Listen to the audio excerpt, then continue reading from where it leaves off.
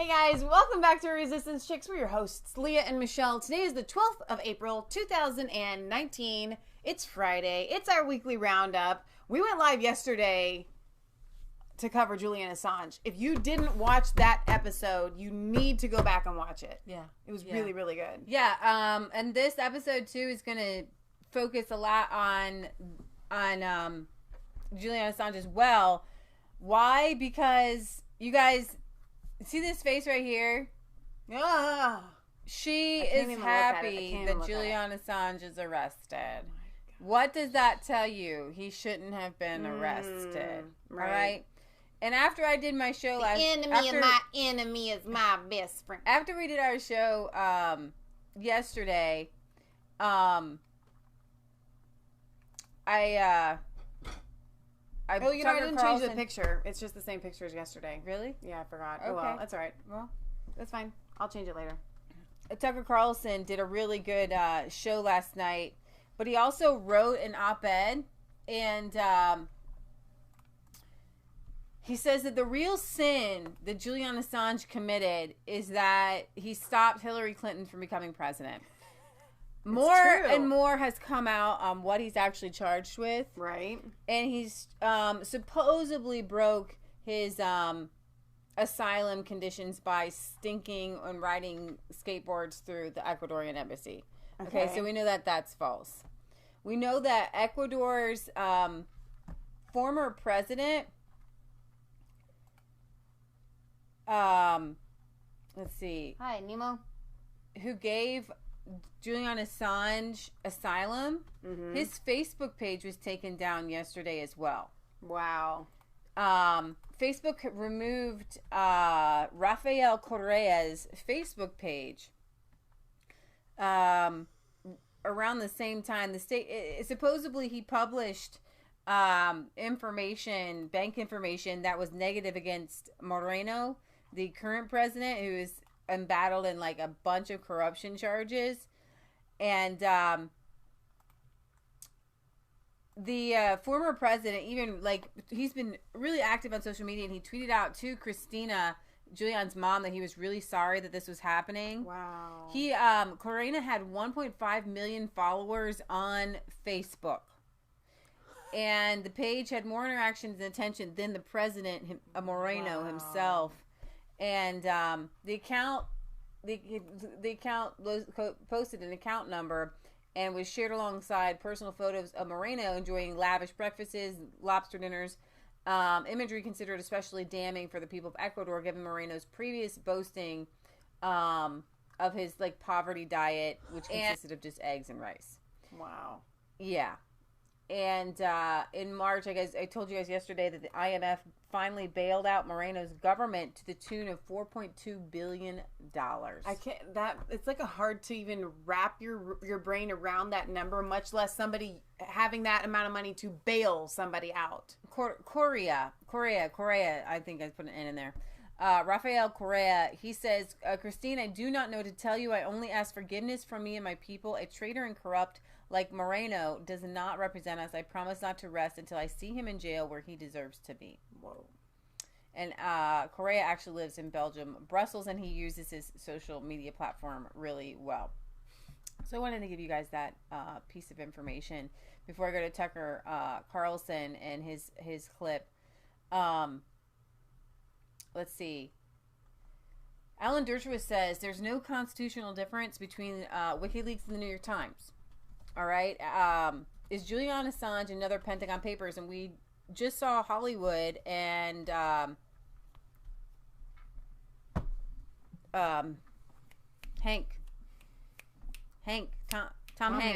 Hanks make a movie on the Pentagon Papers. Before WikiLeaks founder Julian Assange gained asylum in the Ecuadorian embassy in London 2012. It's fine. Nobody's here. He and his British legal team asked Dershowitz to fly to London to provide legal advice about the United States law relating to espionage and press freedom. He can't disclose the advice that he gave them, but he says, I can say that I believe then and still believe now there is no constitutional difference between WikiLeaks and the New York Times. If the New York Times in 1971 could lawfully publish the Pentagon Papers, knowing they included classified documents stolen by Rand Corporation military analyst Daniel Ellsberg from our federal government, then indeed WikiLeaks was entitled under the First Amendment to publish classified material that Assange knew was stolen from former United States Army intelligence analyst, his name was Bradley Manning at the time, now Chelsea Manning. So if prosecutors were to charge Assange with espionage or any other crime, for which, this is the key.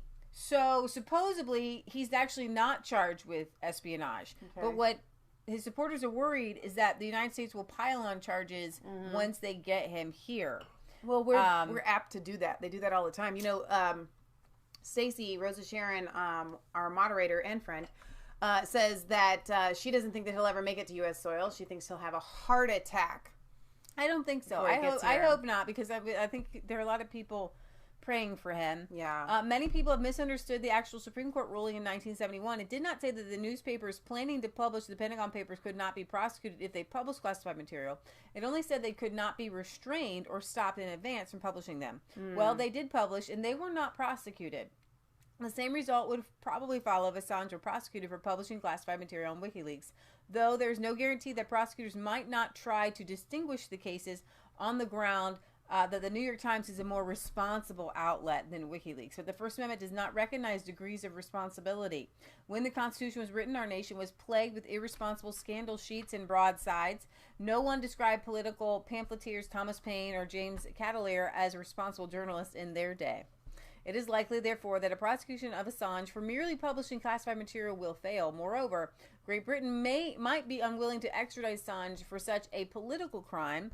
That is why prosecutors have chosen to charge him with a different crime of conspiracy to help Manning break into a federal government computer to steal classified material. Such a crime, if proven beyond a reasonable doubt, would have a far weaker claim to protection under the Constitution. The courts have indeed ruled that journalists may not break the law in an effort to obtain material where disclosure would be protected. It hinges on one key line where Chelsea Bradley Manning said, "I have given you all that I can give you." Right. And there's a line that said, "Curious eyes never run dry." And they want to take that sentence and say, you're encouraging him to get more, you're encouraging him to break the law. If somebody comes to you and says, I've already done this, here's this, right? Hang on though, because is that the literal line? Curious eyes never run dry? Yes. Okay, so that's like, it's not a real phrase. You know what I mean? It's like saying like, blue skies never show up at night. I mean, it's insanity. There, you can't hit. It could be code for anything. You can't just say, unless it's an accepted phrase of, "Hey, will you go hack this password and give me the information?" Mm-hmm. Right. Okay, you can't use some sort of code speak. Right. It's ridiculous. Exactly. So there is that. So, but Tucker Carlson says, obviously, the real sin, and that's what I've been trying to say, is that Hillary Clinton lost the election. Okay, in one of the published emails, she said, "Why can't we just drone this guy?" What? Why can't we just drone this guy? No, she didn't. Yes, she did. That was one of the WikiLeaks published interactions. And you know what I'm gonna do? Oh, so Stuart the Brit says, I get a feeling that America wants him to help in their upcoming court cases against the swamp, which he must be in America to do. You know what? It could be a conspiracy, and you could be right. That would be awesome. That would be better than the alternative. So I'm gonna play for you. Assange has never been charged with any of that, and wasn't to. Protracted legal battle for Assange and the Justice Department over a host of issues, including extradition, that may go well beyond the Trump presidency, Tucker. Thanks a lot, Catherine, for that summation. Appreciate it. Well, if you watched a lot of the coverage of this story today on television, you likely came away with the understanding that Julian Assange is some kind of Russian spy who's in trouble tonight because he stole classified documents from the U.S. government. That is not true. It's factually incorrect. Saying so is not a defense of Assange. We're not here to promote him or excuse any number of things he said over the years that we disagree with quite a lot. But just so it's clear, whatever his sins, Assange did not steal documents from the United States government. He did not hack the DNC servers. He didn't break into John Podesta's Gmail account. There is no proof that he is working for the Russian government or ever has worked for the Russian government. Assange has never been charged with any of that and wasn't today, no matter what they tell you. If you're upset about the theft of classified documents from the U.S. government, and there is reason to be, we already know who did that. A 22-year-old Army private named Bradley Manning, now called Chelsea Manning. In 2013, Manning pleaded guilty to stealing secret material and got 35 years in prison for it. Shortly after that, Barack Obama commuted Manning's sentence. This allowed Manning to leave jail decades early, go back on television as a commentator, and then run for political office. So if your real concern is America's national security, you have someone to be angry at, Barack Obama. And yet, strangely, nobody is. Instead, they're furious at Julian Assange for printing the documents that other people stole. Quote, Julian Assange has long been a wicked tool of Vladimir Putin and the Russian intelligence services, wrote professional moralizer Ben Sasse, who also serves in the U.S. Senate. He deserves to spend the rest of his life in prison. Wicked? The rest of his life in prison? Idi Amin ate people and never faced this kind of scorn. Not even close. Nor, for the record, was Amin ever extradited. He died at 78 years old in his own bed, leaving behind 43 loving children. So what's going on here? A couple of things. Man. First, Julian Assange embarrassed virtually everyone in power in Washington. He published documents that undermined the official story on the Iraq War and Afghanistan. He got Debbie Wasserman Schultz fired from the DNC. He humiliated Hillary Clinton by showing that the Democratic primaries were, in fact, rigged. Pretty much everyone in Washington has reason to hate Julian Assange. Rather than just admit that straightforwardly, he made us look like buffoons, so now we're sending him to prison. Instead, they're denouncing him as, you guessed it, a Russian agent. It's ridiculous. Watch Senator Richard Blumenthal explain. Insanity. Justice should come to Julian Assange for his role in Russian meddling in our election, and the sooner the better. Okay, so once again, just to be totally clear, no one has ever shown that Julian Assange is a Russian agent. The indictment against him today does not say that. It doesn't mention Russia at all. But that has not stopped virtually every politician in Washington from repeating Senator Blumenthal's line, including Pause. I hate to interrupt, Tucker, and I know. Robert, just hang on. For those of you that may not be aware, may be unaware, however you want to say it. Okay. What happened was Julian Assange, WikiLeaks exposed Hillary Clinton. Okay, Hillary Clinton lost the election. The entire Democrat Party has hinged on election meddling, on Hillary Clinton losing, on some sort of bogus, made-up conspiracy theory of Trump being in collusion with Russia. So what we have just done is conflated two different conspiracies, okay, one being a theory and one being factual, that WikiLeaks did influence the election because they exposed truth about a presidential candidate, okay? And then we have the Russian conspiracy theory.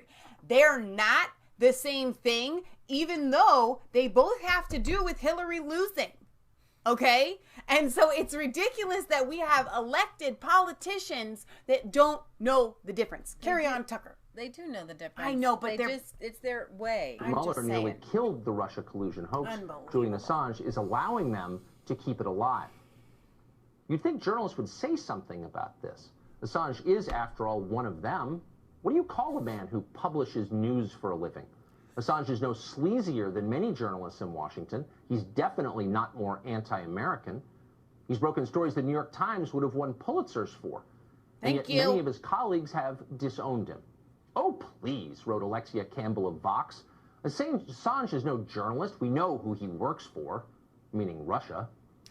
Julian Assange is not a journalist, explained Jelani Cobb of The New Yorker without actually explaining.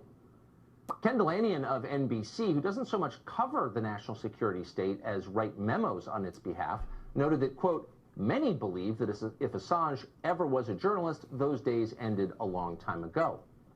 At NBC, when they tell you many believe something, it means they believe it. So why all the hostility to Julian Assange? Well, we'll let former Democratic staffer and current CNN anchor Jim Sciutto explain. Assange's real sin was preventing Hillary Clinton from becoming president.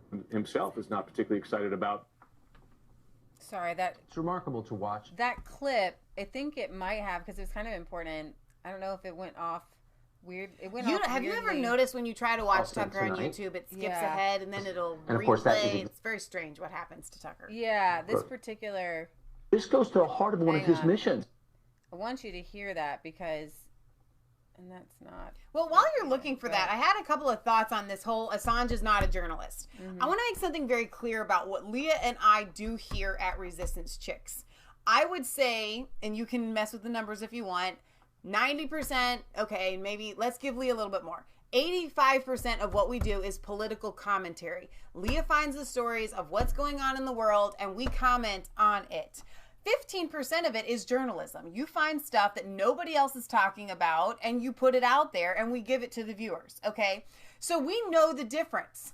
Julian Assange doesn't politically commentate on things. He goes out and that's what a journalist does. They go out and they find information that other people don't have and they present it to the public. That is the definition, of journalism. Yeah. Okay? Julian Assange is a journalist. I'm sorry that he doesn't work for George Soros and the umbrella of globalists that you guys get paid for. You're actually less of a journalist than he is. He doesn't have anybody over him feeding him. Journalists get stories for people. That's exactly it. You hit the nail on the head. This is ridiculous. Journalists investigate and bring stories. Millie Weaver is a journalist. She goes and finds stuff, okay, and she presents it. That's what she does, right? Okay, I mean that's journalism at its epitome. Exactly. To several cases, he's central. Julian Assange is not a journalist. So why all the hostility to Julian Assange? Well, we'll let former Democratic staffer and current CNN anchor Jim Sciutto explain. Assange's real sin was preventing Hillary Clinton from becoming president. Tucker. He is central to several cases. He's central to Russian interference in the election. U.S. intelligence views him as a middleman, a cutout, that he was in effect part of this interference. He's central too to questions about what the Trump administration, or Trump campaign, I should say, knew prior to the release of those materials, right? What were the communications between Roger Stone, et cetera? It's possible that this is something President Trump himself is not particularly excited about. Oh my gosh! It's remarkable to watch this. It's bewildering, actually. Wow. There was a time not so long ago, really, when reporters didn't applaud the arrest of other journalists for publishing information. In 1971, the Washington Post and the New York Times published a trove of stolen classified documents about the Vietnam War. It was called the Pentagon Papers. Remember that? Mm-hmm. Liberals loved it. Books were written celebrating their bravery. As recently as 2011, the Washington Post saw the connection. Quote, a conviction of Julian Assange would also cause collateral damage to American media freedoms, a Post op-ed said that year. Quote, it is difficult to distinguish Assange or WikiLeaks from the Washington Post. And that's true. But that was before the Trump election and the total war that followed, a war in which the media have definitively chosen a side. Press freedom? Sure, as long as we agree with your politics. The First Amendment? Well, that all depends. Who'd you vote for? The guardians of speech are now the enemies of speech. The people charged with policing power are now colluding with power. There's a reason you see John Brennan on NBC all the time. They're all in the same team now. We're not saying any of this to defend Julian Assange.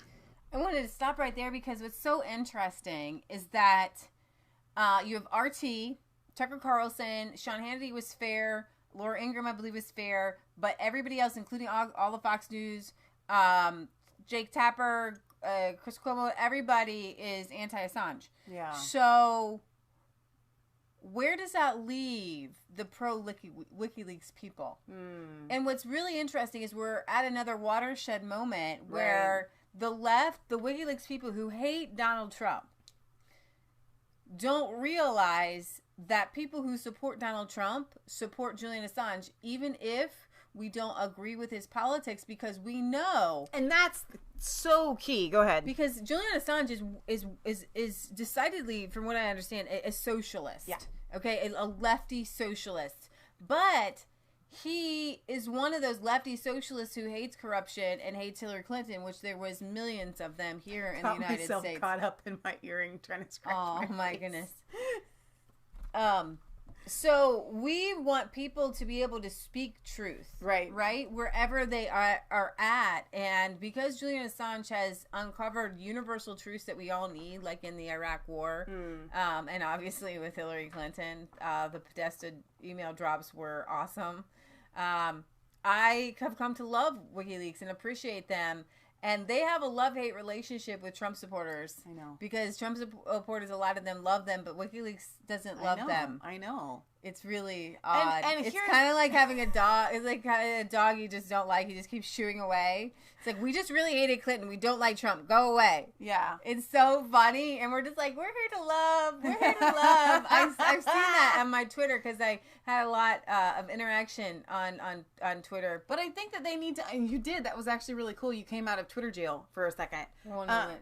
What's so exciting about Julian Assange is and WikiLeaks, they are what unite these sane right and left people who hate corruption. People who hate corruption. Lies, and deceit. When I look at Julian Assange, the reason why Tucker Carlson or Sean Hannity or the rest of us that support him can support him in spite of or despite his political leanings is because, you know what? To be perfectly honest, I don't care what your political leaning is. I could not care less.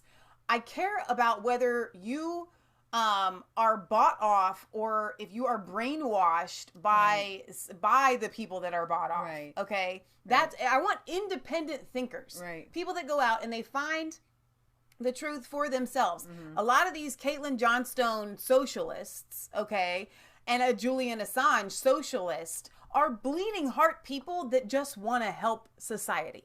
Okay. We do too. We go about it a different way. And that's all there is to it. So they're not, the rest of them, the rest of these liberals, okay, and a lot of neocons are money hungry, power grabbing. They don't care who they walk over, who they lie to, what they have to do, who they undercut to get what they want. Right. And then there's the rest of us. So you need to understand that it's right now we're at, like you said, this watershed moment. Right. Where are we going to allow corruption to prevail, or are we going and are we going to cross party lines and shove everything else to the side? Memes are effective. They're pictures with sayings, and algorithms aren't able to pick them up easily, as Rosa Sharon. Well, that's why they call it the meme wars, because the right is so much better at memes than the left because they don't have anything fun to say. John Scotty says, it's great to see your reporting on Julian Assange issue. I'll catch the rest of your show in full when I get home. The reason Assange is demonized is he cost crooked Hillary the election. Yep. Exactly. I wanted to get to some of these comments because this is a really big deal. Assange is now a political whistleblower, which is now illegal in the UK. Says Britt Baza. I read 1984 my last year at school, which was 1984. I remember reading it as a fantasy book. Now we're living it. Obama pardoned Manning. Now Trump can pardon Assange. So don't call them bogus charges. Trust the plan, somebody says. Russia's everywhere. Russian hide. Russians are all over the place, said Stuart the Brit. Yes, Avi Yamini from Live Industry says was detained at LAX, is being deported. I guess Jewish journalists are not welcome in the U.S. Crazy. That is absolutely crazy. He was supposed to go on the Crowder show and Dave Rubin's show. And these people that keep getting these lifetime, like, you can't come into our country absolutely thing, crazy. You know, I don't understand. I mean, I do get it, but it doesn't seem... Okay, so interestingly enough... Upside down world. What is right is wrong, what is wrong is right. Live by God's rules, not the world's. I love that. Amen. I got an email today from... Here, let me have this so that I can read it out loud. I'm kind of... And they do this to inflict fear, but there's nothing that I can do because I'm not going to go back and delete all of our past videos. YouTube sends me a message today that says, "Hi, Mass Faith 3. Your video, Hungary Marches in Unity, Tommy Speaker's Corner, and Lord Pearson, top UK... EU News 3/18/18 was flagged to us by the YouTube community. Upon review, we have placed restrictions on how the video will be shown. Please note that your video will continue to be available on YouTube. We believe in the principles of free speech, even when that speech is unpopular or potentially offensive to some viewers. However, YouTube does not allow hate speech or content that promotes or incites violence. In some cases, flagged videos that do not clearly breach the community guidelines, but whose content is potentially controversial or offensive may remain up, but with some features disabled. Your video will be shown after a warning message. In addition, certain features such as comments, sharing, thumbs up, and suggested videos have been disabled. Your video is also ineligible for monetization. Oh my God. So there are past videos that we have that could easily get flagged as a community guideline strike. Anything that's got Tommy Robinson in it. Yeah. And so now it's literally the bubonic plague. You touch one of them and suddenly it's like Voldemort. Mm-hmm. Like, I seriously, after watching Harry Potter, you don't even want to say Voldemort. It's the name that, you know what I mean? Yeah, like, it's not real. That's what we do about Islam all the time. The religion that shall not be named. But hey, there's some good news. The government of France said Friday that it may be open to granting political asylum to WikiLeaks founder Julian Assange. In an interview with local radio, France's Secretary of State for European Affairs said, "We shall listen to what Assange wants to do, as the EU has measures to protect whistleblowers, but noted we don't offer asylum to someone who's not asking for it." So these remarks come as Juan Branco, an attorney for Assange, is urging French President Emmanuel Macron to appeal to authorities to block the WikiLeaks founder's extradition to the United States. Branco suggested Macron should take this man under our protection, noting that the 47-year-old Australian native has a child in France. Macron has yet to comment. I don't think Macron is going to be that big-hearted. So, okay, because I don't know anything, and I don't mind telling you guys that, about seeking asylum. I'm really confused because Assange has been arrested. Mm-hmm. Even if he asks for asylum, the UK doesn't have to let him go to France if they offer him asylum. I mean, there's no like legal thing that says, hey, you got to let him come here. Yeah, I don't think so. I don't think so. So what is the point? So that France gets to look good for half a second? I mean, he's been arrested. The UK gets to decide where he goes next, who they're going to give him to. Okay, they could give him to France. They're probably going to give him to the United States. So here's a good article. It says, Assange in the unforgivable sin of disemboweling official narratives. So there's really only one unforgivable sin in the political realm, and that's destroying the official narrative by revealing the facts of the matter. We've seen that with vaccines. We've seen that with Roundup. We've seen that with school choice. Yeah. Everything, the official narrative is public schools are great. We must fund them with property taxes. Every child must be vaccinated from before the egg is actually fertilized. You know, there's an official narrative. 9/11 was just these, it was crazy extremists. Crazy extremists have nothing to do with Islam. Right? So these are official narratives, and when you expose them for what they are, then that's the sin. This is why whistleblowers who make public the secret of machinery of elaborately artful lies underpinning all official narratives are hounded to the ends of the earth. Employees of the state, such as Ellsberg, Manning, and Snowden, are bound by vows of secrecy and threatened by the promise of severe punishment. Outsiders such as Assange are even further beyond the pale because they can't be accused of being traitors, as they never took vows of secrecy required by the deep state. The single most damaging revelation to all the elaborate lies that make up official narratives is the truth revealed in official emails, documents, and conversations. This is why virtually every document and correspondence is now classified. So anyone releasing, but there's like 2 or 3 or 4 million people who have classified status in the United States. It's absolutely insane. Yes. Oh my God. Yeah. I want classified status. I know. In a recent C-SPAN interview, author Nomi Prinz explained the incredible difficulty of accessing papers in presidential libraries now due to virtually everything being classified. There's no Freedom of FOIA Act anymore. It's like you have to file for everything because they don't want you to know anything. Official paranoia has a 100% correlation with the amount of damage done to official narrative by any leaks of the facts of the matter. What are they so afraid of? Here's the dynamic in play. The more fragile the narrative, the greater the dependence on half-truths and lies. The greater the official urgency to crush all whistleblowers and maintain a Stasi-like vigilance against any murmurs of dissent or doubt, which is why we are very, very much afraid of the new socialist people, because what's so funny is that these Bernieites want transparency, but you're not going to get that in a socialist state that AOC wants to. They want to bring down the bankers, and then they want to be the banker. Right. So on Facebook, let's see. Patricia says, my theory, Assange, I believe that Trump is bringing Assange here to protect him. I also believe Trump is preparing to blow the elite DC pedo ring out of the water. and Julian is a witness and dead. Oh, about Seth Rich. Hang on, I gotta find my spot here again.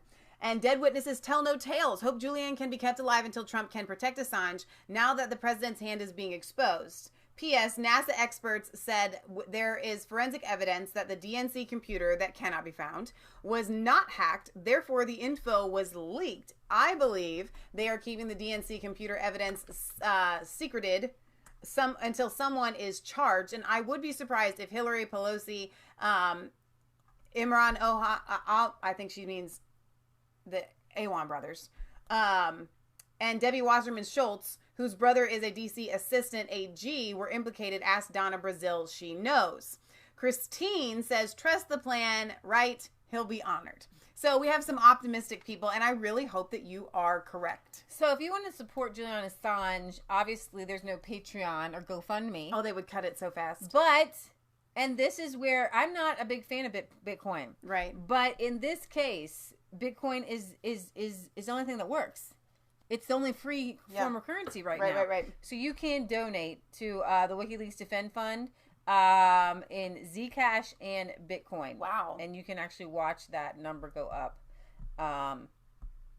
So Hillary says, Assange must now answer for what he has done. Why aren't I 50 points ahead, you might ask? Plenty of politicians on the left and the right were thrilled to learn that WikiLeaks founder Julian Assange had finally been arrested in London after 7 years of hiding in the Ecuadorian embassy. But none were more pleased than Hillary Clinton, who has blamed WikiLeaks along with a lengthy list of culprits, including all of the misogynistic voters who refused to vote for her loss to President Trump in the 2016 election.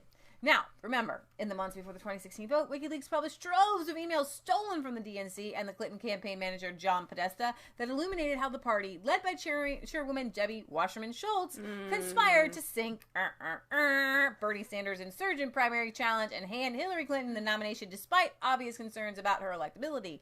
After all, it was her turn. U.S. intelligence officials have said they believe WikiLeaks was acting as a front for Russian hackers, but no evidence to substantiate these claims has ever been produced. Moreover, stories about links between the Trump campaign and WikiLeaks, including one notorious report about Paul Manafort meeting with Assange in the embassy during the campaign, have been discredited. During an event at New York's Beacon Theater on Thursday, where she had appeared with her husband, former President Bill Clinton, the former Secretary of State was asked if she cared to comment because she has some familiarity with the work of Mr. Assange, and she laughed and said, ha ha, and her wicked evil witch laugh. I do. Clinton replied that the indictment made clear that Assange's arrest wasn't tantamount to punishing journalism, and that Assange must now answer for what he has done. It is clear from the indictment that came out it's not about punishing journalism. It is about assisting the hacking of a military computer to steal information from the United States government. And look, I'll wait to see what happens with the charges and how it proceeds, but he skipped bail on the UK. You ain't done nothing legal yourself, have you, Clinton? Never. You know, you had classified, in your basement, they set up a server. They set up a server and your little emails went boop, boop, right through there. And y'all knew what you were doing because you took hammers and you went bang, bang, bang. And you took bleach and you threw it on your computers. And you lied and you lied and you lied some more. And you got that Comey guy to lie for you. And you got an insurance policy with McCabe and Strzok and Page, the little adulterous affair people. And you got Brennan and Clapper. And you got all these people in your back pocket, which is so big. Okay? And you want to tell me that Assange skipped his bail on the UK? Unbelievable. And because he was wrongfully charged with raping in Sweden. Okay? You are cracking me up right now. The bottom line is he has to answer for what he's done. At least it's been charged. At least as it's been charged. Wow. Setting aside the obvious irony in Clinton's response, no appearance by the twice-bested presidential candidate would be complete without a dash of that signature Hillary Clinton humor. And the former Secretary of State was happy to oblige.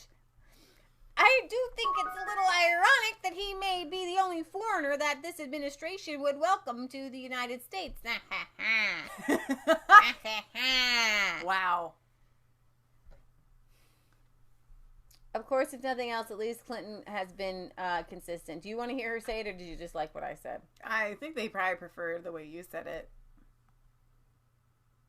You have some familiarity with the work of Mr. Assange. I do. Couldn't happen to a nicer guy, is my view. But well, look, I think. What have they done? What is that outfit? It is clear from the indictment. She's like wearing like a biker jacket. It's not about punishing journalism. It's about assisting the hacking of the military computer to steal information from. But they didn't assist. He didn't do any assisting. Look, I'll wait and see what happens with the charges and how it proceeds. But he skipped bail in the UK. Sweden had those charges, which have been dropped. They were dropped last several years. But the bottom line is, he has I lost the election for what he has done, at least as it's been charged. I do think it's a little ironic that he may be the only foreigner that... Somebody fed her that stupid Oh my line. gosh. That jacket, though, is so weird because what it does is when she sits down in that chair, it rises up and she loses her neck, which I think is great. It's a huge myth being misreported about yesterday's indictment of Assange. The claim that Assange tried to help Manning circumvent a password to cover her tracks isn't new. The Obama DOJ knew about it since 2011 but chose not to prosecute him. Wow. The weakness of the U.S. charge against Assange is shocking. We read this yesterday. The allegation he tried and failed to help crack a password during their world-famous reporting has been public for nearly a decade. A decade. Why would they go after somebody for something that you know is public for a decade and Obama said not going to go after it? Oh my gosh. All right. Okay, so we're going to move on. As much as I love to talk about Assange. Wendy says, hey, do you still do Bible studies and read the Geneva Bible? Yes. You did Been one the meaning other day. to do it. Well, it was like 2 weeks ago. No. I like to do one once a week. It's usually once every couple or 3 weeks when I can get time. Well, it's But spring keep now. asking. It's good. spring, Yeah, and we're spring doing is things sprung, outside. And we're outside, and the yeah. sun is shining, and it's just beautiful. Right. All right, so But I really enjoy them, and I will be doing them Keep as asking. I can. And actually, when our deck is finished, I'll be doing them out there. So And it'll Bernie be awesome. Sanders, who is anti-riches, right? For a party whose most outspoken members proclaim the mere existence of the 1% great wealth holders is immoral. The 1%, the 1%, the 1%. Sorry, her ear hurts. Socialism supporting presidential candidate Bernie Sanders has some explaining to do with his proletariat. Senator Bernie Sanders of Vermont has said this week that he'll release 10 years of returns by April 15th, having refused to release his full tax returns when he vied for the Democrat presidential nomination. But he warns everyone that he is a millionaire. Bloomberg reports that while Sanders' tax returns won't show how much wealth he's accumulated in total, but will show the trajectory of his income over the past decade, as well as indicating whether he personally benefited from Trump's 2017 tax overhaul, which cut the top individual rate a couple percent. So, okay. Royalty income. Because I was sitting here, and Bernie Sanders is the guy that's never had a job, right? That's all he's ever done. Okay. So since he is very wealthy, I'm kind of like, my brain is going, where'd you get all that money, son? Okay. So all right. He even wrote it. He's That's like, I wrote a best-selling book, Sanders told the New York Times this week. If you write a best-selling book, you can be a millionaire too. That's a good Bernie. That's one of your better accents. The question is, should Sanders redistribute the wealth to the people? After all, he didn't build that book alone. Exactly. Yeah. It's so funny. I think that Elizabeth Warren released her 2018 tax return to show that she and her husband made more than $900,000 last year. Wow. But those rich 1%ers... I'm pretty sure that's 1% of people making. I can't like even imagine what you would do with that kind of money. But she went, yeah. Like I literally, my brain goes like, and the only thing that I can think of is like giving it away. That's what you would do with that kind of money. Are these people doing that? No. My goodness. So you have finally an Obama lawyer that has been indicted. I thought I had Wendy. What? killing me. She says, I had a family tree done, and it goes back to England and the Pilgrims and the Mayflower. It also goes back to England in 980 AD. I had a knight who fought in the Third Crusades. Thank you. Wow. Okay, so the fact that you have a family tree that goes back to the Mayflower is, I think I'm going to have to marry somebody that has that because I really need that in my life. Like, I really need Craig Gregg's rise and fall from John Hinckley's lawyer to Obama White House counsel to indicted power players. So finally someone is being indicted. Okay. And this is on the other side. This one. So this is Obama lawyer. Great. Former Obama White House counsel. Remember, okay, so he's on the opposite team. He would be a Michael Cohen or a Manafort. Okay. So his indictment this week, but he was not, nobody showed up at a pre-dawn raid with a bunch of FBI like they did Roger Stone. Oh my gosh. But he's charged with like the same thing that Roger Stone was charged with, worse than Roger Stone, right? Okay.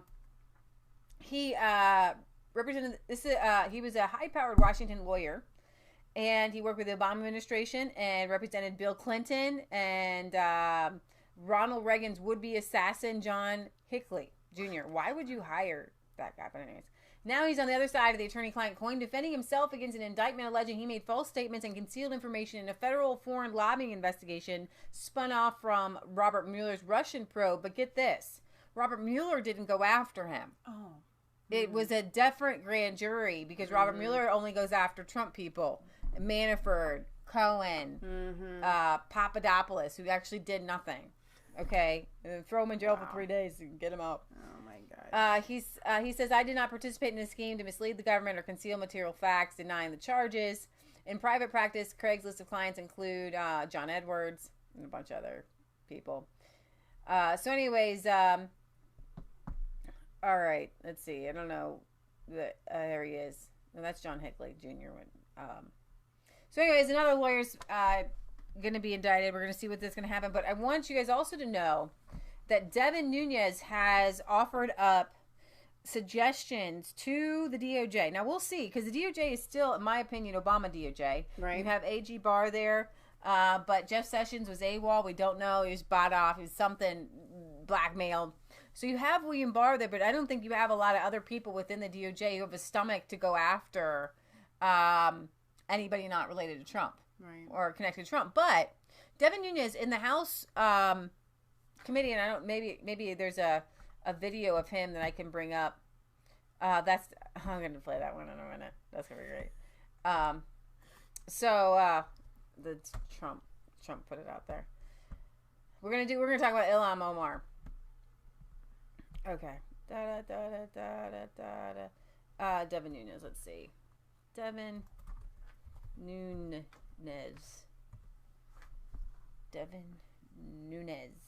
Let's see if he's got a video out and he can just tell him himself.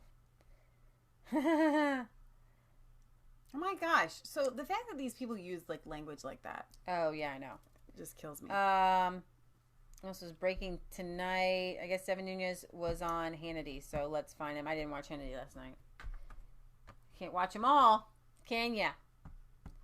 Can you watch them all? Wicked Psych says, I hope the girls are not losing reality due to narcissism flaunted before them. Who? I think we're okay. Who? I don't know. Wicked Psyched. Losing reality due to narcissism flaunted before them. I'm not really sure what you're trying to say there, but I think when it comes to reality, we're probably one of the most grounded YouTube internet people on the face of the planet. We raise our own animals, man. We go out in the garden, we ground ourselves. I think we're all right. I feel, but then how can you know? You know what? Really. He's gonna play this AG Barr thing first in the beginning, it looks like. So I was gonna I guess I'll just let Andy talk about it. Attorney General William Barr. Can we just call him Bill Barr? Bill Barr. Next up, Bill Barr. He says that he's going to investigate the investigators. Yeah. And he believes there was spying. So I'm going to see if this is the clip. Persecution, all based on lies and a hoax driven by anti-Trump hatred and literally wrecking the very fabric of our society. We have massive developments tonight on many fronts. The Attorney General Barr went before the Senate Appropriations Committee today, and the boomerang I've been telling you about is now in motion. It is headed right back in the direction I told you it would head. And we also have a brand new, just released today, closed-door testimony from the General Counsel of the FBI under Comey. And it is full of massive examples of upper echelon FBI DOJ abuse of power. And also just breaking moments ago, multiple outlets, including the Wall Street Journal, reporting Greg Craig, the White House counsel for Barack Obama, expects to be indicted over his work in Ukraine. We'll have more on that in a moment. Also, we begin with our Hannity Truth Watch with a question. How did all this happen? How did it all begin? We've got to get to the bottom of this, or we will never have equal justice and equal application of our laws. Future elections and yes, potential presidential deep state coups will occur. Now, today, the Attorney General, he delivered a bombshell development during his testimony before the Senate Appropriations Committee. Exactly what we've been telling you for over 2 years is true. Take a look. That's like a pretty intense face. Yes, like, that's I think a memorial face. occur. This guy's face? Yeah. Well, and the glasses really set it off. Well, let me... But the question is whether it was predicated, adequately predicated. And I'm not suggesting it wasn't adequately predicated, but I'd need to explore that. I think it's my obligation.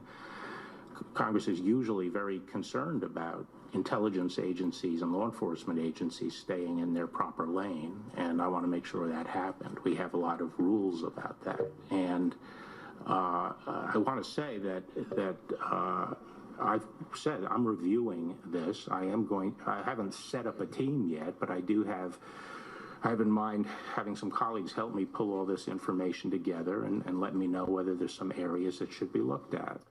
This is downright scary. Every single American, it's not political. So he also had said in that clip, he said, I believe it was that the upper echelons of the DOJ and the FBI, but not the laymen. He says, yeah. So that was important. Nancy Pelosi obviously doesn't think much of it. And obviously. We're going to, let's see if he's going to play the other clip here. So I'm going to get to that. Ooh. The candidate was never really briefed by the Department of... Lindsey Graham's become one of my favorites. And I know, I really like him. But I don't like him. Like on Siri, he wanted to I know. An answer to this important question. Watch. Would it be odd that the candidate was never really briefed by the Department of Justice that your campaign may be targeted by a foreign entity? That is one of the questions I have. I feel normally the campaign would have been advised of this. Okay. And can you think of a good reason right now why they wouldn't have been? I'm interested in getting that answer. They had two former U.S. attorneys, in Chris Christie and Rudy Giuliani, involved in the campaign, and I don't understand why the campaign was not advised. Clearly, there was extreme corruption by a powerful few at the highest level of our government. The evidence of this is riddled throughout the now public transcript of the Baker testimony. Today, Congressman Doug Collins released yet a second day of closed-door testimony from the FBI's former top lawyer. Tonight, we're learning very revealing brand-new bombshells. According to Baker, the DOJ was having open discussions about appointing an independent counsel to investigate the Trump campaign long before Comey was fired. Quote, I don't even remember who said it, quite honestly, but I'm telling you that the topic did come up before the firing. Wow. Now, wait, we are told that the 8 days in May, well, after Comey was fired, that's what triggered the special counsel. Well, as it turns out, it was in the works all along. Why? Because Comey, McCabe, Strzok, Page, and all these other deep state officials that thought Hillary should win 100. All right, so I'm going to get to Jim Jordan here. That's a synopsis. No, it was well done. And look, remember what Chuck Schumer said 2 years ago about then President-elect Trump. He said, if you mess with the intelligence community, they have 6 ways from Sunday at getting back at you. I would say 7 ways. Bill Barr is going to find out if that statement was actually carried out. Wow. And that's what I so appreciate what the Attorney General said. And I think the American people appreciate it too. When you stop and think about it, they want an Attorney General who's focused on accountability and the truth. And that's exactly what Bill Barr is going to get to. Love it. And he's going to find out if what Chuck Schumer said 2 years and 3 months ago, if in fact that's what took. I don't want to get too excited. I want to get excited. Okay, but let's get excited. But here's the thing. I know that the Q people have been saying indictments are coming. This is what I told Mom. I said, actually, Q people are not prophets. And, you know, there's a theory that Sean Hannity drops information to Q.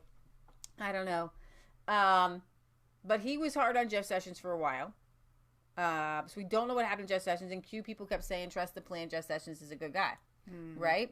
So obviously they got that wrong. Okay, right. But I feel that the hope that the Q people have gotten, sometimes you throw a dart at the dartboard and you will hit so many times. And that's what I appreciate about the Q drops, is because they find this information that, you know, is out there with Strzok and Page. Without Q making all these drops, Q has brought it down to a level to where the little people can understand. Absolutely. Sit down and try to watch Sean Hannity every single night. You just can't do it. You can't follow this stuff. Yeah. But you can read it yourself. And so for the Q people who have been hammered, I applaud you, because you're not part of some sort of crazy cult.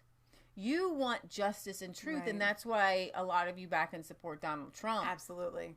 So I'm not gonna quote what Q says, but I will give links to or read the links that they post, because they're posting good things. And when they say indictments are coming, to me, it was such a hopeful thing, and you have to have hope to turn things around, because we are fighting evil, right?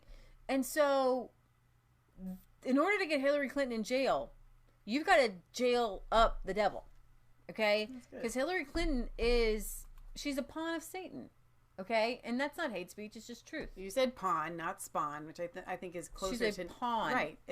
What I'm saying is... Right.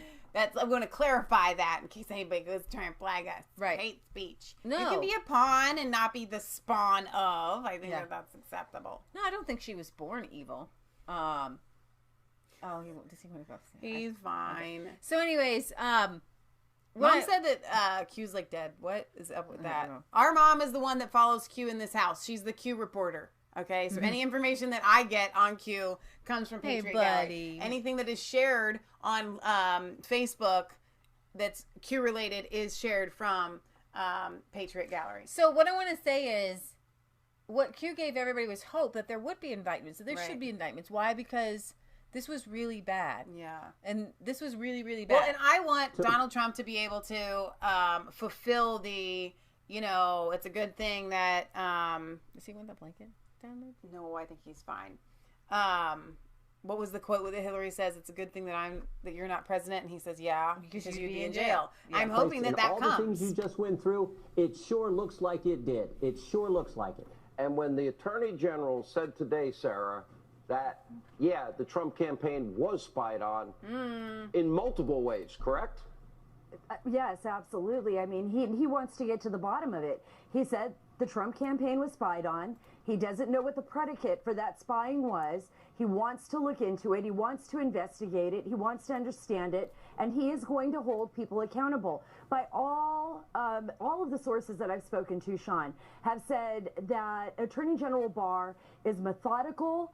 He's calm-natured. He is not going to be pushed around by anybody, not by Mueller, not by President Trump, not by anyone, not by the FBI, not by people in the DOJ. He's going to do his job. He's going to follow the rule of law. And if people broke the law, which we can see based on the evidence that we have uncovered over the last several years, and based on the evidence that Congress has uncovered, that there is so much evidence of malfeasance within the FBI and DOJ, there needs to be a full-fledged investigation. And I think this is why Attorney General Barr has now moved forward. He's openly stated, we have a team investigating this, and he's moving quickly. That's one thing that I think people really need to understand. This is not going to drag out for years on end. Barr says the IG report is coming out in May or June. Barr has notified Congress that he is looking into these allegations, and Barr has already said that he will release Mueller's report, redacted report, next week. Wow. All right, and Congressman Jordan, this is important. We now, I know everyone in the media, if they cared about obstruction, maybe they'd care about subpoena emails, deleted, acid wash the hard drive. We now have the date. Maybe they'd care a little bit about beating up devices and removing SIM cards. That's obstruction. Well, maybe there's a line or two in the Mueller report, but we now have the Barr investigation. He will review the actions from the get-go here. That probably means that Hillary Clinton's investigation should be reopened. We'll start there. But then we have the Inspector General and the FISA. My life could then really we have just take John a really Uber, whatever big he's doing, nobody's supposed to know. direction. But then we have 302s that'll come out, and the FISA applications come out, and a cascade of these interviews. By the way, you and Mark Meadows were phenomenal in these closed-door meetings. You got to the truth. He's a lawyer. And I kept Ohio. asking you and Mark, because you couldn't tell me. Is there anything I'm saying that's wrong? And you, nope. Am I over the target? Yep, that's all you would say. But you were right, because you were seeing this, and you were doing it behind closed doors, and both you and Devin Nunes deserve a lot of credit. Well, thank you, and you deserve a lot of credit. So does Sarah. But look, when all those things you spelled out, all those things that look like were wrong things that were done, remember who did them. Jim Comey, who was fired, who, as you said, leaked information to the New York Times to get a special counsel appointed. Andy McCabe, who lied 3 times under oath, was fired. Jim Baker, whose transcripts are now fully coming out. Jim Baker, chief counsel, was demoted, then left, currently under investigation by the Justice Department. Lisa Page, demoted, then left. Peter Strzok, demoted, then fired. These were the key people. Will they be indicted in your view? If the rule of law is followed, will they be indicted? 2 things are going to happen. First, as Sarah just mentioned, Inspector General Horowitz is going to bring his report forward, as the Attorney General mentioned also yesterday, late May or June. That will tell us a lot, and then Bill Barr's investigation will unfold as well. I think that will determine if they get indicted. Do you see laws broken? I know the criminal referrals from Devin are coming this week, probably tomorrow. I do. I particularly think so with Andy McCabe. I think he's in trouble, and I think potentially Peter Strzok. But we'll just have to see what Mr. Horowitz says. So Devin Nunes has 8 that he's not naming. Wow. Devin Nunes says Trump Russia investigation, criminal referral notifications to the DOJ. Let's see. We don't get to hear what it said. So he submitted a criminal referral notification to the Justice Department Thursday targeting individuals tied to the origins of the Trump Russia investigation. In a brief letter, Nunes informs Attorney General William Barr he and John Radcliffe want to meet to discuss 8 criminal referrals. You can stop playing now. Which are ready for consideration as part of the House Intelligence Committee's years-long examination of alleged misconduct during the Russian probe. As part of that investigation, committee Republicans identified several potential violations of the law. Nunes, the ranking member of the House Intelligence Committee, has been teasing a referral of Justice Department and FBI officials for months. During a Fox News interview on Sunday, Nunes placed the referrals into 3 categories. Straight-up referrals covered 5 individuals whose crimes are lying to Congress, misleading Congress, and leaking classified information. 2 others are related to charges of conspiracy to lie to the FISA intelligence court, and another is for a global leak referral. And it did not mention who they were. So I wanted to give you guys some hope and some excitement that things are going to I can't keep this smile change. off my face. I'm really excited. Things are going to start going in the right direction, hopefully. Everything's going my way. Now, we have a handful of people, including Talib. I can never say these names. That's probably awful that they have these. Talib Rashid, Ilhan Omar, and AOC, who ran under the Justice Democrats banner. They were picked. 10,000 candidates for their tenacity, basically, to lie to everybody's faces. Right. So what I laughed about when I brought this up was I was going to play a clip that Ilhan Omar, CAR is a Council of American Islamic Relations, but they are they're funded by terrorists. Like Hezbollah and Hamas. Right. Okay? And she takes funding from them. So she takes funding from not just anti-Semitic people. Right. These are anti-American people. These are anti-anybody who's not Islam people. Okay? I gotta walk a fine line here because in exposing her hate, you can get censored on YouTube.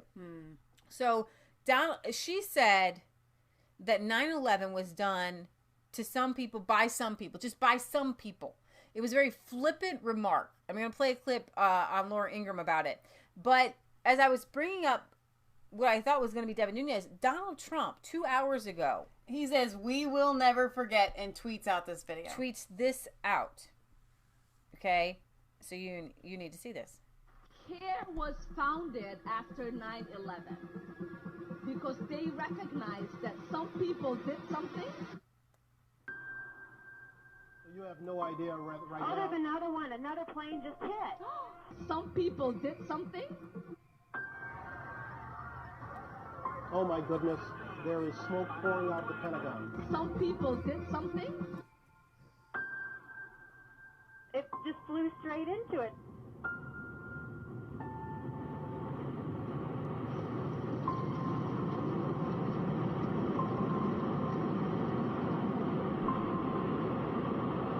So a lot of people are decidedly upset at the "some people did something" remark. So I'm going to go over here to Laura Ingram because I could give you my commentary, but I will after. Stay with me. Step 1. Make an outrageously offensive statement. CARE was founded after 9/11 because they recognized that some people did something and that all of us were starting to lose access to our civil liberties. Forget for a moment that CARE was founded in 1994, not after 9/11. The casual way she describes the horror of 9/11 is deplorable. But here's where we get to step 2, avoiding any responsibility. People come after minorities for things that they say they might have insinuated. Well, finally, step 3. Have your allies then back you up, wing women, to push back the backlash and then claim it's all because of bigotry. This is just pure racist act by many of those, hateful acts by those, because she does speak truth. We are getting to a level where this is an incitement of violence against progressive women of color. Incitement of violence? I don't even know what she's talking about. Joining me now is Azra Namani, co-founder of the Muslim Reform Movement, and Qasim Rashid, Virginia State Senate candidate. Azra, let's start with you. Can you find any way to defend what Congresswoman Omar said, and what do you make of the arguments of some of her colleagues? No, what she said was completely callous and insensitive. And I have to tell you, as a Muslim who has grown up in America, what she said is typical. It's typical of what we hear in our living rooms and in our mosques. The denial and obfuscation of tragedies that are expressed because of an extremist interpretation of Islam. What's happening now is you all are getting to see it in prime time. You're getting to live what we endure every day with denials, a turning of the table, the victim card. We, as Muslim reformers, are on the hit list of the organizations that folks like Rashida Tlaib and Ilhan Omar are raising money for.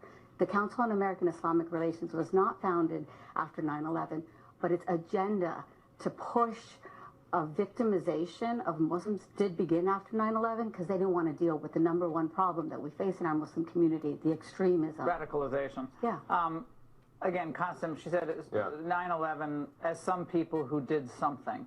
We had a lot of Americans dead. I was here in Washington. I saw the Pentagon in flames. It was a terrorist attack. I mean, This guy goes on to say his brother's a military advisor, whatever. I don't like him at all. Or Marine or something. And George Bush went to the Islamic Center. Did he not? The day and I need to finish my story. But let me finish my story. We got to be quick. Well, and the point was that despite the fact that he was in the U.S. Marines, he was still profiled. He was still taken off planes. He was still questioned because of identity. That is what I don't need to go to a mosque in order to see the kind of denial that we hear. I have it right in front of me. I have no denial. 9/11 was a terrorist attack. You said very explicitly that jihad only means a holy struggle. Where did I say that? Oh, right here. It does not in any way mean to wage holy war or kill the infidel or commit terrorism. Right. It permits self-defense. When people are killing Christians, Islam permits Muslims your back on me? I'm not fight sure why against terrorism. Why are you turning your back on me? Why are you trying to talk to you? We're all together. I'm here. Well, Islam permits self-defense when people are trying to kill Christians and try to kill Jews and try to kill people of any faith. Islam says you are allowed to defend churches. In fact, the Quran commands you. Like Al-Qaeda justified the killing of Americans on 9/11 because they were terrorists. Right, because we were. There was nothing jihad about that. That was terrorism. I got to play a video. That was terrorism. So you deny jihad as a violent expression, and that's the problem. You are the problem. You guys both have to hear this. This is important. Newly unearthed video of Ilhan Omar mocking Americans, forget this, being anxious over Al-Qaeda. When I was in college, I took a terrorism class. Every time the professor said Al-Qaeda, he sort of like his shoulders went up, and Yeah, he's in command here. Al-Qaeda, Hezbollah. You don't say America with an intensity. You don't say England with an intensity. You don't say the army with an intensity. Because the army didn't try to knock down. I mean, you can't. I know you're not going to defend. I don't need to because she can speak for herself. My point is this: that if we're going to get anywhere in the country, we need to have dialogue. We need to work together. We need to recognize that the New York Post taking out a full-page ad accusing Representative Omar. Here's your something. Put it up on the screen. I love this. I love this cover. I mean, the sheer fact that she's faced bomb threats. Here's your something. She says she referred to it as some people did something. My friends died in New York. My friends died here. And here's the problem. It's very personal. It should be. Even today. She's laughing. Thank you. She's not laughing about Al-Qaeda. An American Muslim told me her uncle was killed on 9/11, and Trump supported her mocking her. Why are they mocking her? Excuse me, do I not exist? Do I not exist right here? Like, are you just doing the same kind of, like, denial of a voice? I don't need to be a victim. You can talk to me. Oh, but... We're happy to have Rashida Tlaib and Ilhan Omar be the victim, right? Because they never do anything wrong, and that's exactly the problem. Well, there's an inability to own up to the problems within our community. I want to celebrate the fact that your brother's in the Marine Corps because I love the Marines. I don't care where you're from. I don't think... Whatever. Oh, my gosh. And this woman afterwards said that this guy came up to her and said some horrible things. You're kidding. Oh, my gosh. No. And do you know why he did? Probably. I'm going to just say it and we're going to get kicked off our channel. He did it because in the Islam community, it is not only okay for men to stand up and kind of like take power over and berate women. It's their duty to do it when a Muslim woman tries to stand up to him. So she's Muslim, and so he kind of felt like it was his duty, his right, his responsibility, I'm imagining here. But still, that he would have to go and kind of punish her afterwards. She posted this. This is her, the Azra Nomani. A couple things she said. Watch the anger in my face. A lieutenant in the Honor Brigade, Qasim Rashid, who turns his back on me repeatedly to block me out. In Congress, Linda Salazar blocked the door to Rashida Tlaib's office to deny me entry. It's a strategy to deny, deflect, and keep the U.S. on defensive. Wow. She says, every Muslim who has lived among Islamists can see right through the manipulation and disinformation campaign of Carr, but Chris Hayes fails to see it. The president is actively and willfully endangering the life of a member of Congress. Ilhan Omar is the aggressor against Jews in Israel, but she is the insensitive politician to Americans grieving 9/11 that killed 3,000. But the professional wound collectors at Carr work overtime to brand her the victim and report President Trump's tweets for incitement. Don't fall for it. She says, let's see, she's been tweeting out all day. So she says, okay. When all else fails, turn your back. New radical Muslim lobby has 3 goals: to deny Islamic extremism and give cover to Islamists, play the victim, keep U.S. on defensive, realize its political agenda. Watch and what do you see? She had said, let me see. She put it at the bottom here. I wanted to read this to you guys. You can stop that. She says...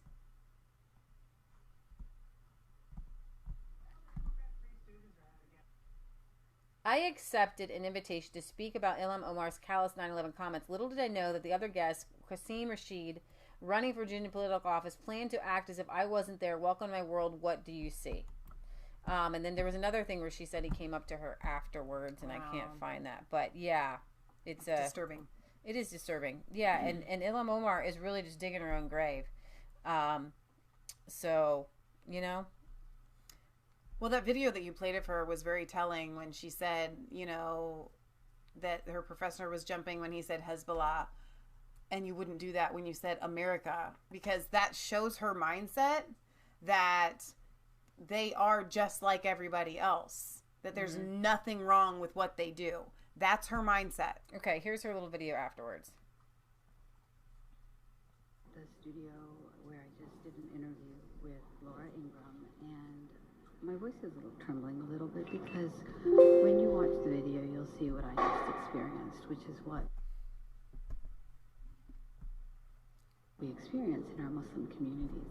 This supposedly progressive man, Qasim Rashid, who is running for Virginia state office, literally turned his back on me because that's the kind of respect we engender as, quote, women of color within our community by the same men of color who want to turn Ilhan, Omar, Rashida Tlaib into poster girls for this new radical Muslim lobbying movement that has unfortunately taken root in America. So I want to just recommend that all of you watch this clip that I hope Laura Ingraham will post later, or someone else kindly will, and just observe for yourself the kind of denial and the kind of disrespect that unfortunately too many of our American Muslim leaders have decided that they're going to have for the kind of values that are really America is about. What Ilhan Omar said was callous and insensitive, but it was typical of the kind of grievance culture that this radical Muslim lobby has tried to engender and promote in our Muslim community. They're doing Muslims a disservice. And what you witnessed and what you will witness in this few minutes of segment from Laura Ingraham is the inability in our community to have honest conversations about real issues like an interpretation of Islam that promotes violent jihad. So thank you for your support all. So I know that was really hard to hear. She was like whispering because she was in the lobby down there after, you know, in the studio. Mm-hmm. And she probably didn't want to blare out everything that she's saying for everybody to hear. But she was pretty much explaining this is what she experiences as a Muslim woman all the time. Just shut down. And then when she tries to say, hey, Al-Qaeda says that jihad means to go and wage holy war. And he tried to say, no, it means that Muslims can go and defend Christians and Jews. Whatever. Oh, my gosh. That is the craziest thing I've ever heard. So she not only that, but Ilhan Omar called Stephen Miller a white supremacist, but he's Jewish. Oh, no. Okay, so Ilhan Omar clearly hasn't learned from her past mistakes because she hasn't stopped spewing disgraceful and untrue rhetoric just yet. The congresswoman recently made what just might be her most violent comments yet. At a fundraiser, we talked about that some people did something. I have news for the freshman congresswoman from Minnesota. When 3,000 Americans are murdered by radical Islamic terrorists, it's not some people that did something, it's an act of war. Omar's minimization of that despicable act on our country is an insult to all Americans. On top of that, only weeks after unequivocally apologizing for her anti-Semitic tropes, she set her sights on a Jewish White House advisor. Stephen Miller is a white nationalist. The fact that he still has influence on our policy and political appointments is an outrage. And this is from Donald Trump Jr., who says, are my sister Ivanka Trump and my brother-in-law Jared Kushner, who are both Orthodox Jews, part of the neo-Nazi conspiracy too? Is Ben Carson working for the KKK? Nothing that Miller has ever said or done qualifies him as a white nationalist, and Omar knows it. Omar's tweets include a link to an article claiming that Miller has been pushing for a stronger immigration enforcement policy, suggesting that was the motivation for her slander. But wanting to end the ongoing humanitarian and national security crisis on our southern border by reforming our immigration system is hardly a form of white nationalism. You read that really fast. Yeah, it is. It's well, try to get through it. You know, but it's hardly a form of white nationalism. Truly. I like what Sanhar says. They defend Christians from Christianity. Yeah, that's pretty funny. Trump threatens to dump migrants in sanctuary cities. So the White House is considering transferring immigrants detained at the southern border to Democrat-controlled sanctuary cities. Oh my gosh! Please don't, because we're a sanctuary city. We're not on that map, but we are one. I know. Cincinnati is one. After reports surfaced that the idea was brought up and shot down by attorneys from immigrations and by ICE, President Trump tweeted on Friday that his administration is indeed, as reported, giving strong considerations to placing illegal immigrants in sanctuary cities only, adding, the radical left always seems to have open borders, open arms policy. This should make them very happy. Okay, but Trump, there are those of us that live in those sanctuary cities that don't want them to be a sanctuary city, and I don't think we deserve the punishment. Yeah. Bad idea, Trump. This was just a suggestion that was floated and rejected, which ended any further discussions, said one White House official who acknowledged the discussion, according to the report. The plan was reportedly pushed by senior Trump advisor Stephen Miller. White House officials first broached the plan in a November 16th email. Oh my gosh. Pelosi slams it, but you say you want them. So why not just take them? Can we just send them to like their front door? You know. So now I have to tell you guys another good news. Hey, I love good news. Michael Avenatti is facing not just one count, but 2 counts. Some in California and some in New York. Wow, all over the Nike deal? He's going to jail for could be like hundreds of years. But is it because of the Nike deal? There's 2 actually going on there, and I think Tucker did a segment. I don't know if it was at the beginning. Michael Avenatti is often referred to on Tucker as the creepy porn lawyer. Mm-hmm. He represented what's her name? Stormy Daniels with the whole Donald Trump thing. Yeah. And he has a long laundry list of corruption behind him. Yes. Well, and he it was I think it was he took $4 million from he took a lot of money from other people. Let's see. That's holding up well. Michael Avenatti is winning the 2020 Democratic primary. A mentally ill man for president. I mean, yeah. A mentally ill man was pushed to the brink of suicide in jail. Michael Avenatti stole millions from him. Now, you have to remember, CNN and MSNBC made scam artist Michael Avenatti a household name. He was on the cable news networks 214 times in 2018. Oh my gosh, that's like every day almost. I mean, seriously. Yeah. So, let's see. They're only on 5 days a week. Once Michael Avenatti got his first taste of national television coverage during the Stormy Daniels news cycle last year, he quickly became addicted to the attention. Cable newscast gladly enabled him spewing the Trump hate. Imagine, it's literally like Alex Jones times a million. Oh my okay?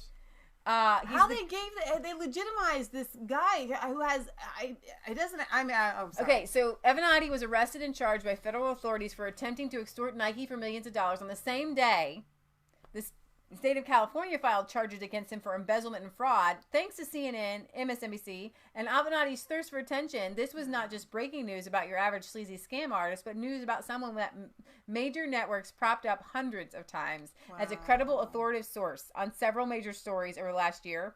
214 times in 2018, from March to November. So if he goes to jail, does that mean they have to retract every story they ever used him as a source on? I hope so. He was arrested for allegations of domestic abuse, but let's see. The Media Research Center found that in a 10-week span last spring, from March to May, he was interviewed 147 times. Wow. And neither of those totals include additional segments about Avenatti where he was the subject of news, not just interviewed. So he was defending Central Americans who illegally crossed into the U.S. He represented Julie Swetnick, who was falsely accused Kavanaugh of rape. Mm-hmm. He would go on 2 or 3 day benders, appearing on cable news networks multiple times a day for days in a row. And that was it. Okay, so multiple times a day. That's the... Even if he couldn't make it into a studio, host would have him over on the phone. It's crazy. On August 21st, the day former Trump attorney Michael Cohen pleaded guilty, Avenatti started his day on MSNBC Live. In the afternoon, he appeared on CNN's The Situation Room with Wolf Blitzer, and then followed by an appearance a few hours later on CNN with Don Lemon. I'm really curious, the next morning, he was on CNN's New Day. Does he have a job? Because I don't think he gets paid for these appearances. They're supposed to be voluntary. You're not supposed to get paid for them. Yeah. I mean, what is he doing? Who has time to do that? Like we don't even have time to go live with you guys every single day. Leah, Bill Burnett said that your voice impersonation of Hillary cracked him up completely. Go check on Patriot Gallery to make sure a house did not fall on her. That's so funny. Let's see. I wanted to the nitty gritty on Michael Avenatti here. Oh my goodness. 61-page federal indictment dealing 36 counts that describe Avenatti's alleged decade-long schemes to embezzle and hide money from clients and even into stable client. Have you heard about this? He won $4 million lawsuit, and he didn't ever give it to him. And he was denied disability because of it. He's looking at 300 years in federal prison for those charges. Yay! So we have great, absolutely wonderful, wonderful news. He may go to jail for the rest of his stinking life. Good night, Stacy. Stacy says she's going. Good night, Stacy. Michael Avenatti is facing 333 years in federal prison. If the feds can prove there's a fraction of this, and Avenatti better throw away the Armani suits and get used in jail. He had bought a private jet, which has been seized. Wow. So here's the deal. While this is good news, and I am excited about it, and I do believe that he will go to jail, Avenatti is not like one of the big players. Just because they had him on, like, he didn't do anything. Yes, I mean, he deserves to be in jail. Please don't get me wrong. I'm hoping for bigger fish. Maybe this is the first of many more bigger fish to come. It's what's so big about it is that, watch this. Lawyer Michael Avenatti, thanks for making time. Stormy Daniels' lawyer, Michael Avenatti, joins us live now. Michael, thank you very much for joining us. The attorney for Stephanie Clifford, a.k.a. Stormy Daniels. Mr. Avenatti, welcome to Meet the Press, sir. Michael Avenatti. Sir, thanks for being on the show tonight. I appreciate. I just need you all to know that these are the trusted media sources that Facebook and Google and YouTube are putting up. Right. Literally. Well, they're also the ones that are real journalists, as Julian Assange is. Michael Avenatti joins me now. Good evening, Michael. Let's bring in Michael Avenatti, Stormy Daniels' attorney, of course. Michael, with a welcome to you. And here to discuss is Stormy Daniels' attorney, Michael Avenatti. Michael, it's good to see you. Let's first get reaction, though, from Stormy Daniels' attorney, Michael Avenatti. Go.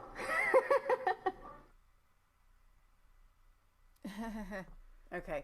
So he was on like 200 some odd times. Like, we get it. But you have to see how much they loved him. They thought that he was like their best friend. Wow. He's a creepy, stinking, just gross person that everybody knew. He stole from a mentally disabled and paraplegic. Well, and here's the thing. And listen, I know people are innocent until they're proven guilty. But what kind of person gets arrested on domestic charges to start with? What happened in that situation? No, I can't even look at his face. It is slow. He's got that, what do we call it? The sweaty look? He has the sweaty look. He has that sweaty look. The people that look at pornography have that look. Oh, and he's evil. And he's the creepy porn lawyer, so that would make sense. He's creepy. So Stacey Abrams, who lost her governorship run in Georgia, is now meeting with Hillary Clinton ahead of possible 2020 presidential run. You know what I love about this? Same thing with Beto. Exactly. If you lose a Congress seat, if you were running for Congress, if you're running for the Senate and you lose, that means that maybe you're just destined for bigger, better things. To just skip, pass go, collect $200, graduate, go straight to the presidency. Grade, we want you to graduate from high school. You just skip it. Oh my! So Hillary Clinton tweets this out. It was such a joy to spend time with you today. She wrote on Instagram. Is that Sydney? Yeah. Thank you for being a voice for voting rights and so much else. She wants illegals to vote, by the way. What's up? You want to come down here? So that's her little 2020 bid there. We'll see where that goes. Let's see. Now let me go and just see what else. This is a weekly roundup. Oh. I'm sorry, Bowie. Okay, I'm woken up. I need to go outside potty. Nemo. Oh, let's stop and smell the food. Come on. Let's go outside. Let's see. We're going to talk about Brexit a lot on Sunday, you guys. And Nigel Farage's new Brexit party that he launched today. Pretty exciting news. Maurice's mom's sister joined him. In 2009, 6th House lawmakers sent a letter to the House clerk and Senate secretary warning that Hamas Front, the Council of Islamic Relations, which has since sponsored Omar and Tlaib, was trying to infiltrate Congress, and this was the presser that they held. About a year ago, I learned that CARE was trying to infiltrate the offices of members of Congress by placing interns in the offices. I'm going to make that bigger for you guys. By placing interns in the offices, CARE was trying to infiltrate and obviously influence American policy. But I could not substantiate the rumor, as I had no documentation to that effect. Now, however, author Paul Sperry and his co-authors investigative team have unearthed the 2007 memo written by CARE, which documents their stated intentions and goals to place interns in congressional offices, supposedly for the purposes of influencing the policies of those members. Even more troubling is that the memo states that they are most interested in members who serve on the Judiciary, Intelligence, and Homeland Security committees. We are here saying that we need an informed body politic. We need informed Americans to understand the threats against this country, and knowing the kinds of things that are in these books is very important. The latest book provides stunning documentation of many of the things that are said in it with regard to the activities of CARE. We urge our colleagues in Congress, to be knowledgeable about those threats and about the things that are going on. If an organization is connected to or supports terrorists, is running influence operations or planning spies in key national security related congressional offices, I think this needs to be made known. Yes, absolutely. So Paul Sperry, who wrote the book, actually tweeted that out. And then there was and I probably could have put this in the title. I probably should do a show on it, but there was a big tech on big tech censorship. There was a meeting at the House. Ted Cruz had some pretty strong remarks there, and I can't play it all, but I'll play this. Free speech is foundational to our Constitution. You still got that beard you like. Everybody loves the First Amendment. Let's see.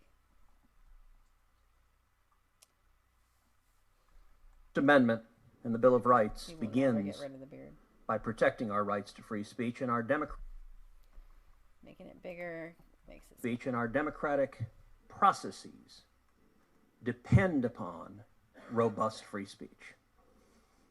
Speech with which we agree and speech with which we disagree.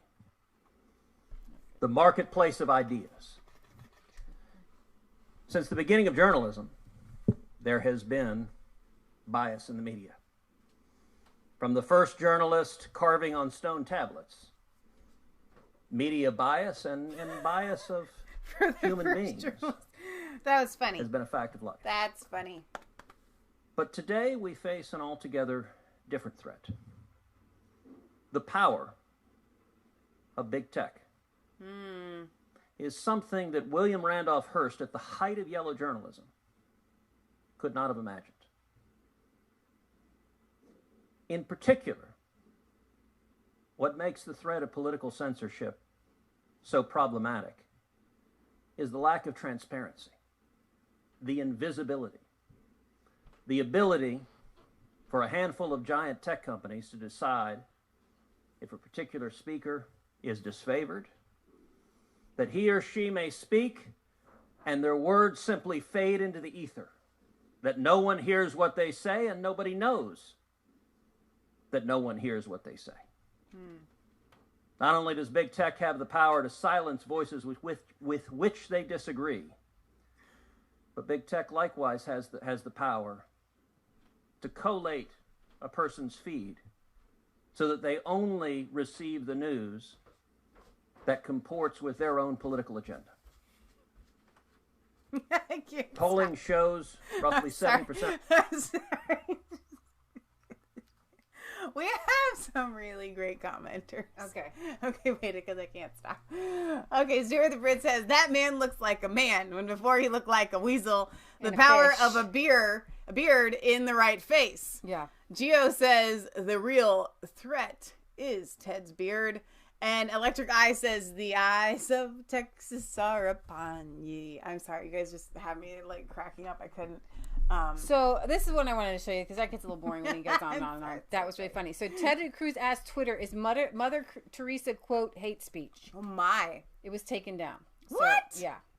here is a tweet that says abortion is profoundly anti-women, and it's a quote from Mother Teresa.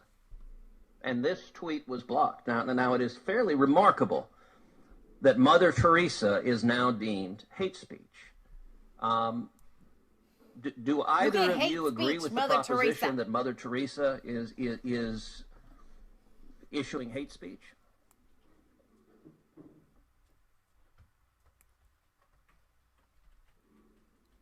Is that open up there? Listen. It's just silent. Is this hate speech? Yeah. They don't answer. If I could take a step back from that. Take a step back. I believe that that account is from the Susan B. Anthony list. Correct. And Susan B. Anthony is currently an advertiser in good standing on our platform. Last promoted. Mr. Manji, you're very good at not answering questions. Is this hate speech? Every tweet has context behind it, and every decision that's made has context. Tweet. There's no more context. Well, because I would say that if you say that Mother Teresa is hate speech, then you be hating on Mother Teresa and all Catholics and Christians too. Yeah. So you just hated with your hate speech. Hater. So Ted Cruz was talking about big tech monopoly, but he offered 3 solutions.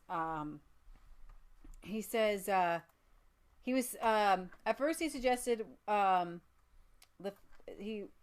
first he suggested was reviewing the Section 230 of the Communications Decency Act, which Cruz argued effectively grants platforms a special immunity from liability for the content they allow, predicated on the assumption that they are neutral public forums rather than publishers exercising subjective preferences. Right. If big tech wants to be partisan and political speakers, it has the right. Lila Rose is a pro-life group, and she is not allowed to put ads on Twitter. Unbelievable. Right, so that's a political stance. But Planned Parenthood is allowed to run ads. And that's a political stance. So they also had the director from Unplanned. If you guys have not seen Unplanned, and if you haven't seen our exit interviews and reviews from it, you guys need to go and check that out. Stuart the Brit says, Michelle, what is your take that in Texas they will charge you for murder for abortion? That's actually not a thing right now. It's not official. Okay, I think you mean the proposition of it.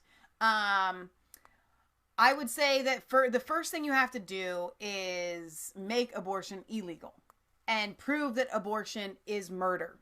And in that case, then yes, you should be charged for murder. I don't think the woman should. I think the doctor should. Exactly, because the woman has, but she could be charged as a conspiracy to commit murder. But she didn't actually do the murdering.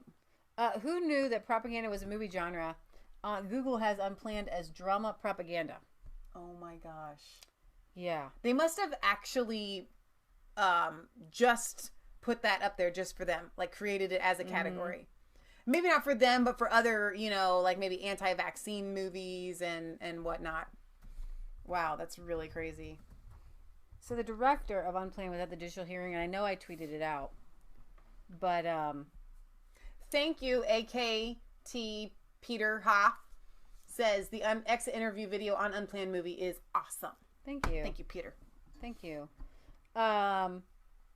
Remember, the movie was hit with an R rating. We saw the movie. It should not have been rated R. I have seen, and you said this in our exit interviews, we have seen rated PG-13 movies that are far, far worse than Unplanned. And the thing that really gets me is that I believe a movie should be rated R for multiple reasons, but I see these PG-13 movies that are crude. They have nudity. There are a lot of curse words. Unplanned has none of those. Right. None of those. Right. I was seeing if I could get that. The only thing that was graphic was the main character takes an abortion pill to kill her baby, and they show blood on the floor. Well, the director was trying to say, here it is. Here's one clip. All important. He was not allowed to first weekend of release. Put Begging the ads question, on why does this Google. always seem to happen to conservatives? Or as the overtly satirical website The Babylon Bee put it, quote, meanwhile, Planned Parenthood, an organization that actually kills babies every single day, still had an active Twitter account in good standing, unquote. Yep.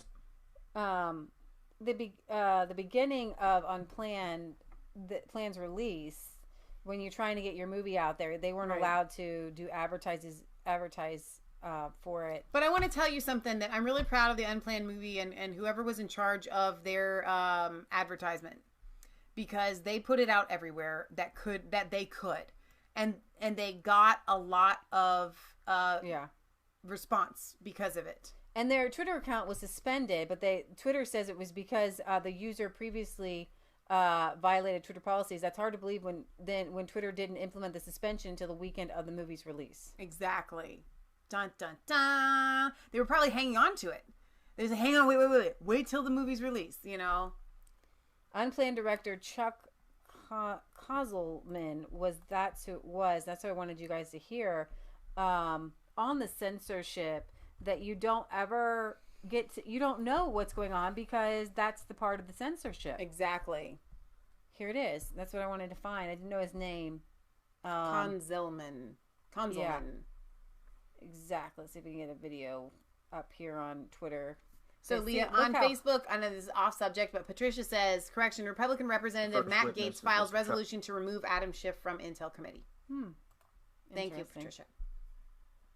Chuck Konzelman. Chuck Konzelman is a writer and director who is focused on films with a Christian message. Most recently, he wrote and directed the movie Unplanned, the true story of one woman's journey from being one of the youngest Planned Parenthood clinic directors of the nation to becoming a pro-life advocate. And I have to say, having seen the film myself, it is extraordinarily powerful. I would encourage everyone, regardless of where you fall on the abortion debate, to watch this film and confront the powerful and true story that it relays. Mr. Konzelman has a long and successful career in the secular entertainment industry. He's worked with Warner Brothers, Paramount, Sony Columbia, and 20th Century Fox, and sold original concept TV pilots to CBS, ABC, and Fox. In 2008... He's great. Senator Cruz, members of the committee. Sorry, guys. I appear here today with my lifelong friend and business partner, Carrie Solomon, who is my co-writer, co-director, co-producer of the film Unplanned, which is the true life story of Abby Johnson, a former Planned Parenthood surgical abortion clinic director. What, you're going to give me an ad? Who, after seeing an abortion take place in real time on a sonogram screen, the image created via the ultrasound probe that Abby herself was holding, turned her entire worldview upside down and became a pro-life advocate. That film is playing in theaters nationwide as we speak. From the outset, making a pro-life film in a pro-choice town, Los Angeles, we knew we would face a number of challenges. Moving past the challenges of production and post-production and limiting my comments to the marketing campaign, please allow me to highlight some of those. The MPAA saddled us with an R rating, which strongly discourages much of the Christian audience and all of the Church of Latter-day Saints from seeing our film, since they have a general prohibition against seeing R-rated films. Wow. It also precluded us from using the single most that are effective form of motion picture ratings. advertising, paid placement of our theatrical. I'm having issues here. Think about that. Have issues on this. Before other films in theaters. But with an R rating, we were prohibited from advertising before anything other than other R-rated films without special permission, which we sought and were denied. We also looked to advertise on cable television, but with the exception of Fox News and CBN, we were systematically denied access to the outlets where we sought to advertise, among which were Lifetime, Up TV, Hallmark, HGTV, USA Network, Food Network, The Travel Channel, DIY, and The Cooking Channel. Wow. Lifetime, which is owned by A&E Networks, a joint venture of Walt Disney and Hearst Communications, told our buyers that they were refusing due to the, quote, sensitive nature of the film, unquote, but had previously promoted an interview with Scarlett Johansson in which she touted the benefits of Planned Parenthood. We consider these blanket refusals highly unusual and highly discriminatory, and are formally petitioning the FCC to look further into the matter. In this environment, we rather naturally looked to go to social media with our advertising spend. But once again, we found ourselves stymied. Google Ads, formerly known as Google AdWords, blocked the entirety of the unplanned pre-release banner ads, which I should probably point out consisted of a woman, half of her face with a tear coming down, and the words saying what she saw changed everything. I don't think they were particularly offensive. For the effectiveness of Google advertising, we will quote Google itself. When you advertise on the Google Display Network, which has over 2 million sites and reaches over 90% of the people on the internet, your ads can appear across a large collection of websites, mobile apps, and video content. There the quote ends. We were convinced of the advisability of advertising with Google, but we were blocked from doing so. Google cited a policy regarding abortion-related ads. Just one problem. We weren't doing abortion-related ads. We were marketing a movie. It's important to note that this prohibition was solidly in place for the entire lead up to our theatrical release. Why is this important? Because much like advertising spent in a political campaign, the vast majority of dollars spent in promoting a film are spent to help build up a white-hot intensity and awareness around one particular date. But instead of election night, for films it's Friday night of opening weekend. Because that all-important opening weekend's results determine the course of the film's theatrical run and even how much it will make in ancillary markets and overseas. And after the film's release, Google came up with yet another restriction concerning event ticket sales, one which our film's marketers had never come across or even heard of in multiple similar campaigns. In short, we firmly believe that they were sharpshooting us, hiding behind highly selective and discriminatory enforcement of their own guidelines. It's impossible for me to quantify the damage done by Google's refusal, but it's absurd to think that there wasn't damage done. But we weren't finished with social media woes. Within hours of our theatrical debut, in the early morning hours of Saturday, March 30th, the film's Twitter account, technically the account owned by the film's single-purpose marketing entity, was suspended. The reason for that suspension has not, to the best of my knowledge, been made clear beyond being accidental or a mistake. However, when such accidents occur within 12 hours of the film's theatrical debut, and after what I understand was 9 months of ownership, during which time there were 0 suspensions, the glitch becomes suspect. The uproar came quickly and was loud. Apparently a number of media personalities, including Shannon Bream of Fox News, conservative comments, and a bunch of people went out. So you guys know about that. And Ted Cruz kind of hit big tech a little bit, but I wanted to talk about that with the immunity that big tech. They're not supposed to pick a side, right, on a political debate. Well, and here's the thing that happens is when they do pick a side, then they actually have to be held accountable. Right. So if somebody has a Facebook account or a Twitter account and they are making tweets that don't get censored, that they just so happen to miss, and then they commit a crime, well, guess what, Twitter? Guess what, Facebook? You're going to jail. I don't know how you hold a whole corporation and, responsible, but seriously, they would have to have fines. I mean, you don't get to have it both ways. Right. Applying antitrust laws, as Cruz suggests, would be complicated, but by any standard measure, the big tech companies are larger and more powerful than Standard Oil was when it was broken up. Wow. They're larger and more powerful than AT&T when it was broken up. Yep. And if we have tech companies using their monopoly to censor political speech, I think that raises real antitrust issues. According to a letter sent Monday to the FTC by Marsha Blackburn and Amy Kohlbacher, Google has an estimated 90% of web search volume, and taken together, Google and Facebook account for almost 60% of U.S. digital ad spending. Compare what Google is doing today to what Microsoft was charged with in the 1990s, and the antitrust case makes itself. Basically, that's where people are getting information from now. They're not sitting down. They're not watching television anymore. Right. And because Google is now censoring things, that is what we call a monopoly on information. Right. The third remedy, Cruz suggested, would be exploring whether bias enforcement of what most users assume to be neutral and open forums constitutes fraud. Dennis Prager is currently suing Google on similar grounds for its restrictions on his Prager University YouTube videos. Among the suit's complaints is that the YouTube restrictions, under false pretenses, constitute a breach of contract. Most users, Facebook, Twitter, Google, when they use those services, they don't envision they're participating in a biased fora. They believe that when they speak to people that choose to follow them, they will hear what they're saying. And much of the argument on this topic is, it's based on examples. It's not like one thing.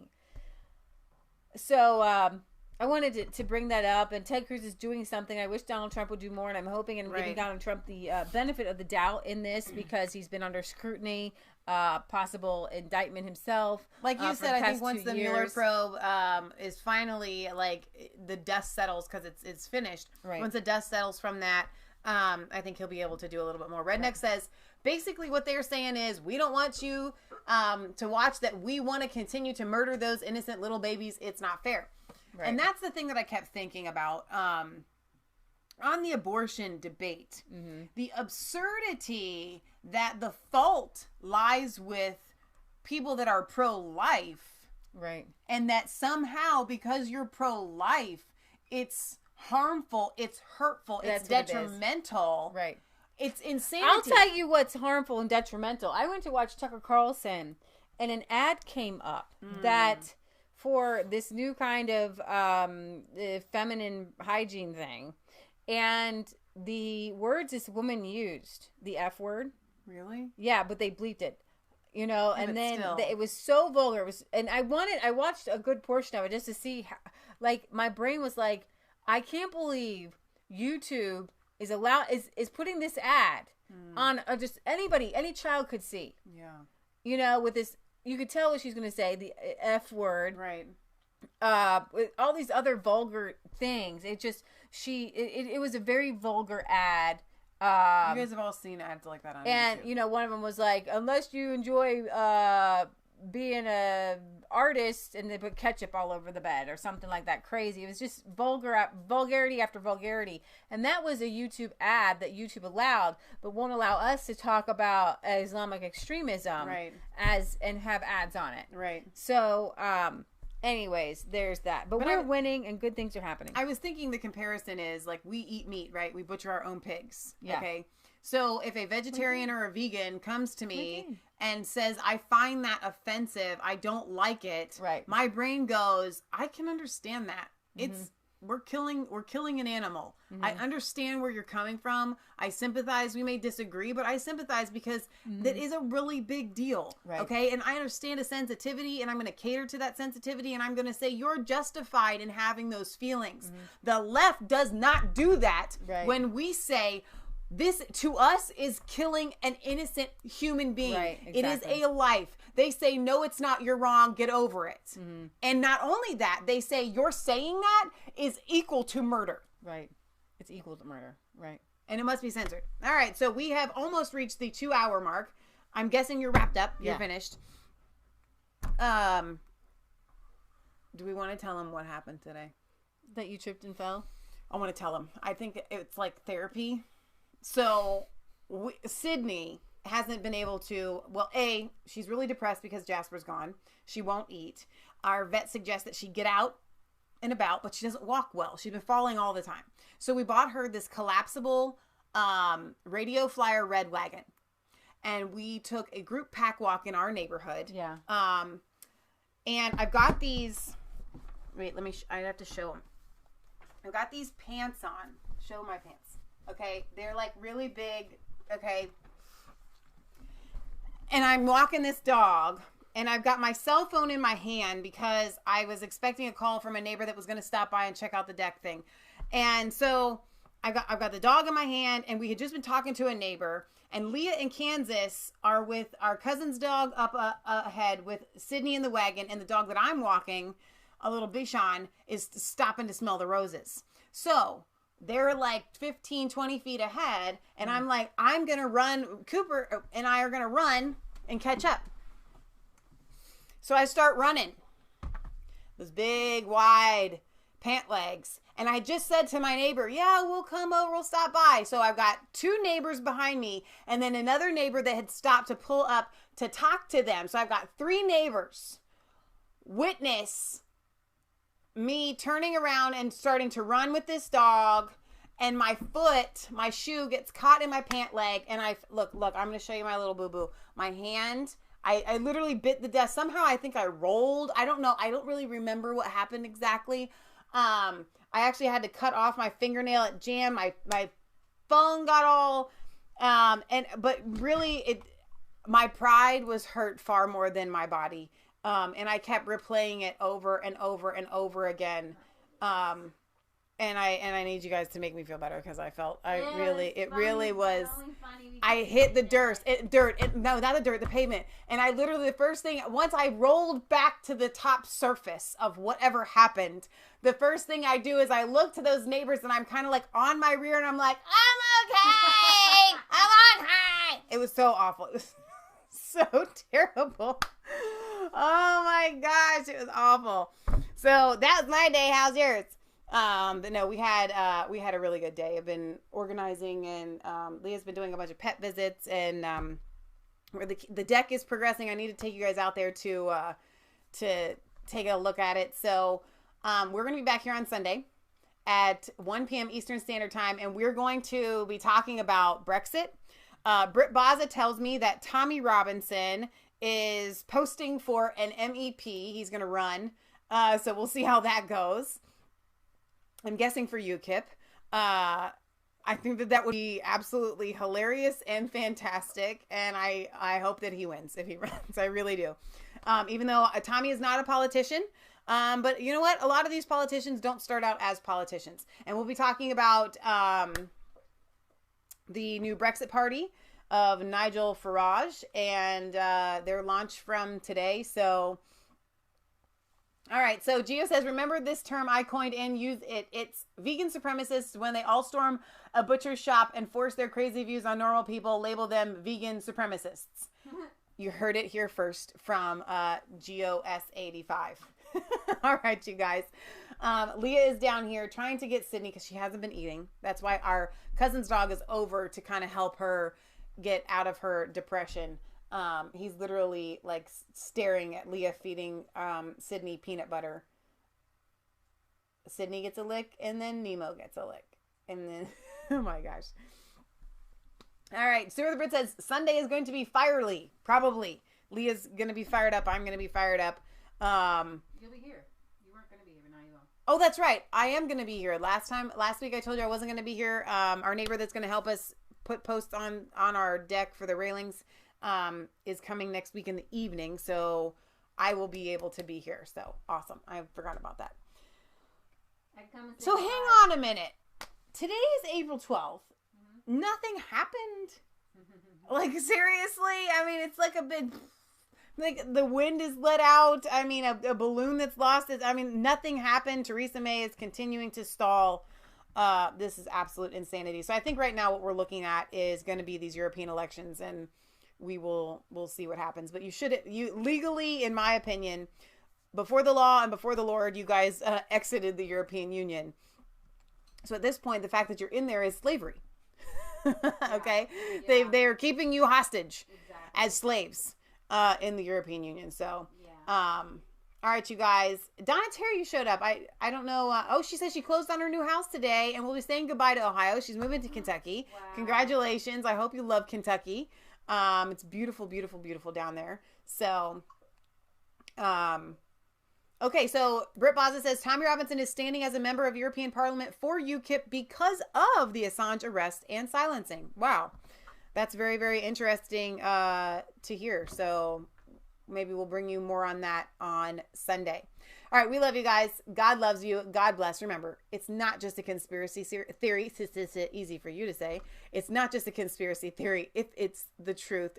Like, comment, and subscribe to both of our channels, Mass Faith 3 and Resistance Chicks. Ring the bell so you get notifications. Go back and check and make sure you're still subscribed, because there are a lot of channels that I'm subscribed to, and then I go back and they have unsubscribed me. So check that and let me know if you are, because I just like to hear about it. So we love you. God loves you. God bless. Enjoy the rest of your weekend, guys.